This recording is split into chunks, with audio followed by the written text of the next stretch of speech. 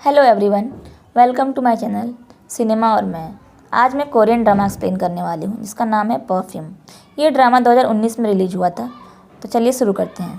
Episode 1 की शुरुआत में हम सीओडू को देखते हैं जो एक मशहूर फैशन डिज़ाइनर है और वो एक गाउन डिज़ाइन कर रहा होता है। तभी वहाँ पर एक फ़ोटोग्राफ़र उसकी फ़ोटो क्लिक करने लगता है, जिस पर सीओडू उससे कहता है, hey you, what are you doing?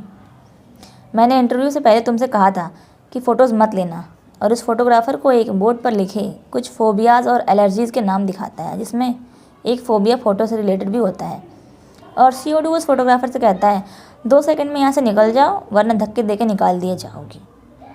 फिर हम इस ड्रामा की फ़ीमेल लीड मिनजेई को देखते हैं जो अपने बढ़ते वजन के कारण परेशान है और उसके पति का अफेयर भी चल रहा है, जिसकी वजह से वो सुसाइड करने की कोशिश कर रही है।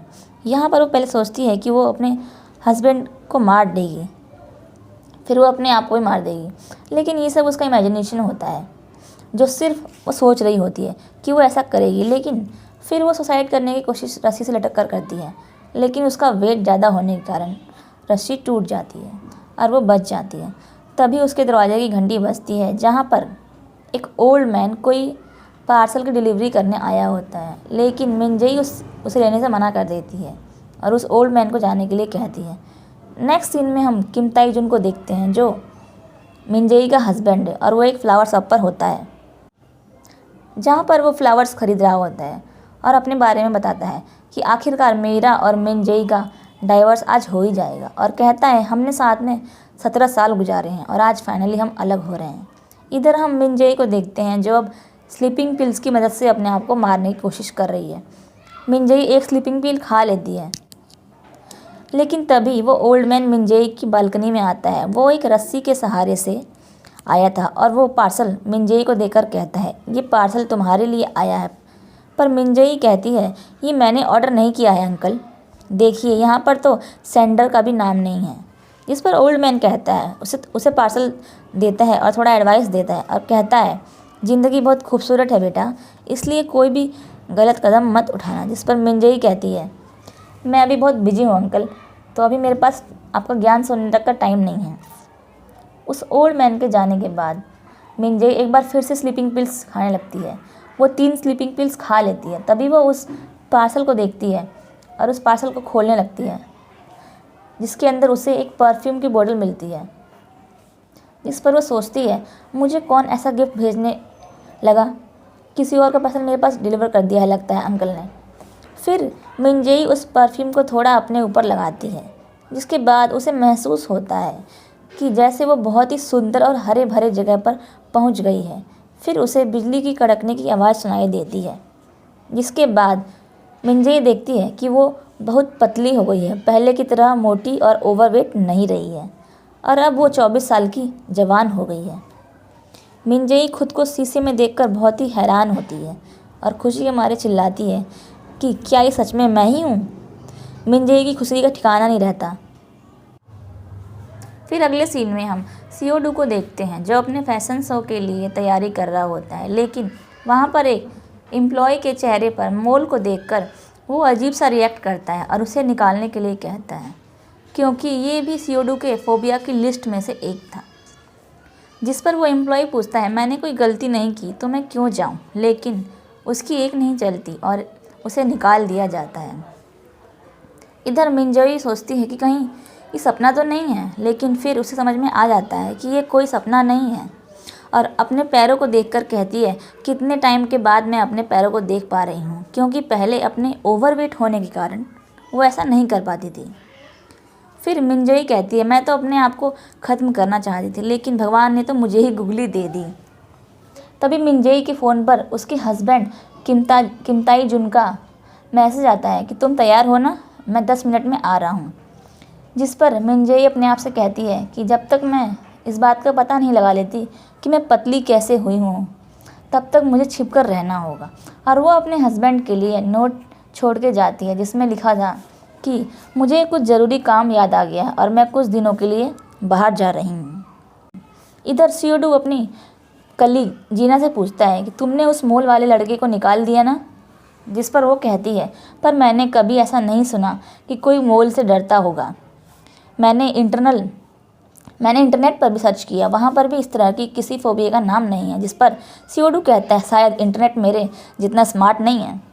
अगले सीन में हम देखते हैं मिनजेई एक क्लॉथिंग स्टोर के बाहर होती है, जहाँ पर वो एक ड्रेस देखती है। स्टोर के अंदर एक लेडी मिनजेई को वो ड्रेस दिखाती है और कहती है कि कपड़े आप जैसे लोगों के लिए ही बने हैं मैम, हाथी जैसे दिखने वाले लोगों के लिए नहीं। इस बात पर मिनजेई को गुस्सा आता है और वो उस लेडी को सारी औरतों को जानवरों से कंपेयर करने के लिए डांटती है। इसी बीच दोनों में थोड़ी बहस हो जाती है और वो ड्रेस थोड़ी फट जाती है, जिस पर वो लेडी मिनजेई से उस ड्रेस के फटने पर पैसे मांगने लगती है और मिनजेई कहती है मैं इंस्टॉलमेंट में भर दूंगी पैसे। मिनजेई अपना क्रेडिट कार्ड उस लेडी को देती है पेमेंट करने के लिए, लेकिन मिनजेई के हस्बैंड ने उसका कार्ड ब्लॉक कर दिया होता है। मिनजेई उस स्टोर लेडी से कहती है कि मैं एक हफ्ते बाद आकर ये ड्रेस ले जाऊंगी, जिस पर वो लेडी कहती है कि मैम मैं तुम पर भरोसा कैसे करूं। तब मिनजेई उसे अपना आईडी कार्ड देते हुए कहती है ये लो मेरा आईडी कार्ड रख लो।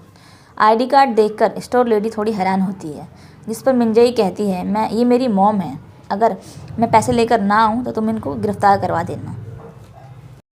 तभी वहाँ पर सीओडू का मैनेजर मिस्टर पार्क आते हैं और कहते हैं सभी बैक स्टेज पर चलो हेल्प करने के लिए, सिर्फ एक लड़का स्टोर पर रहेगा। और वो मिनजेई को देखकर सोचते हैं ये तो मॉडल बनने के लिए अच्छी लड़की है, तो मिनजेई को वो जीना के पास लेकर जाते हैं।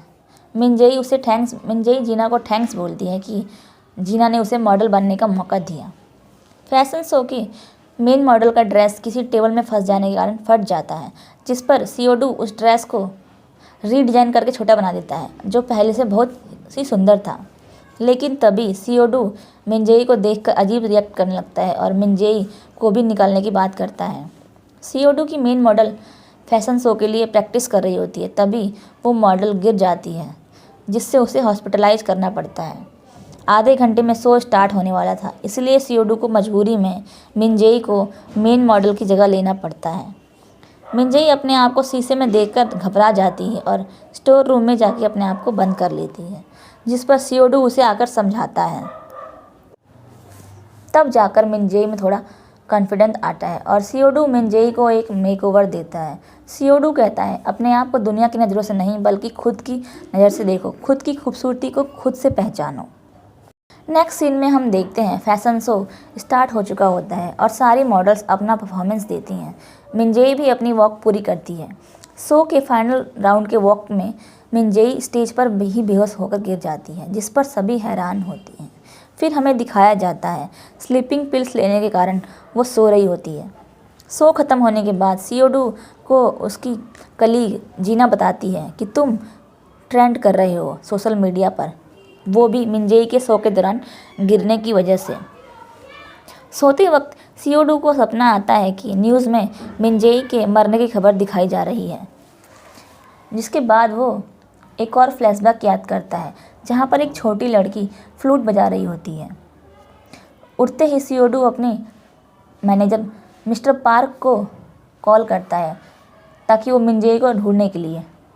अगले सीन में हम मिनजेई को देखते हैं जो अपनी बेटी को मैसेज करती है कि मैं कहीं जा रही हूँ, तुम अपना ख्याल रखना।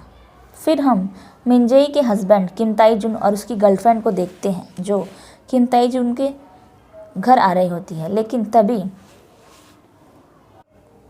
लेकिन तभी जिंग चियांग उनका रास्ता रोकती है और अपने डैड किम ताई जुन से पूछती है मॉम कहाँ है डैड, आपने इस औरत के लिए मॉम को छोड़ दिया। जिस पर वो कहते हैं ऐसी कोई बात नहीं है बेटा।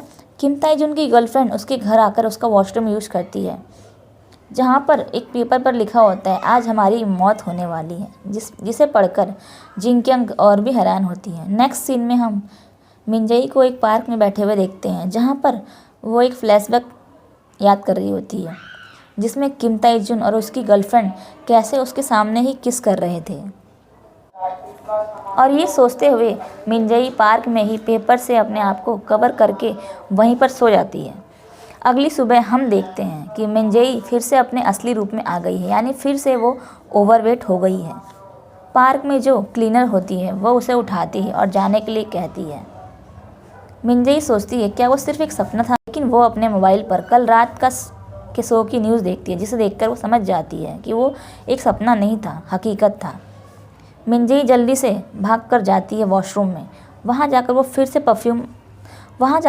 से परफ्यूम लगाती है, जिसे लगाते ही वो दोबारा 24 साल की हो जाती है। अपने आप से बात करते हुए वो कहती है, इसका मतलब ये है कि ये मैजिकल परफ्यूम है। जब तक इसका असर रहेगा तब तक मैं जवान और खूबसूरत रहूँगी। और सोचती है कि मैं अब अपनी पिछली ज़िंदगी की गलतियों को सुधार कर रहूँगी। नेक्स्ट सीन में हम सियोडू को अपनी कार में कहीं जाते हुए देखते हैं, लेकिन तभी मिंजेई उसका रास्ता रोककर उसे कहती है, मुझे नौकरी चाहिए, मुझे मॉडल बनना है, मुझे नौकरी दे दो प्लीज़। जिस पर सियोडू उसे कहता है, तुम पागल हो गई हो क्या तुम्हें पता भी है तुम्हारी वजह से मेरा कितना नुकसान हो गया है? तुम्हें पता है उस शो में कितने पैसे लगे थे? सियोडू उसे बेवकूफ़ बनाकर वहाँ से चला जाता है। नेक्स्ट सीन में मिंजेई एक जगह पर खड़ी होकर सोशल मीडिया पर लाइव जाकर सियोडू को अपनी खुदकुशी करने का कारण बताती है।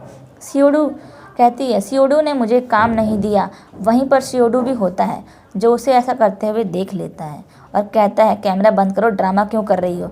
मिंजेई पानी में कूदकर जान देने वाली होती है, लेकिन तभी सियोडू उसे रोक लेता है और उसे अपने घर ले जाता है, जो काफ़ी गंदा पड़ा हुआ था। सियोडू कहता है, इस घर को अच्छी तरह से साफ़ कर देना, बिल्कुल चमकाना, ठीक है? जिस पर मिंजेई कहती है, जब तुम्हारा घर है तो तुम होटल में क्यों रहती हो?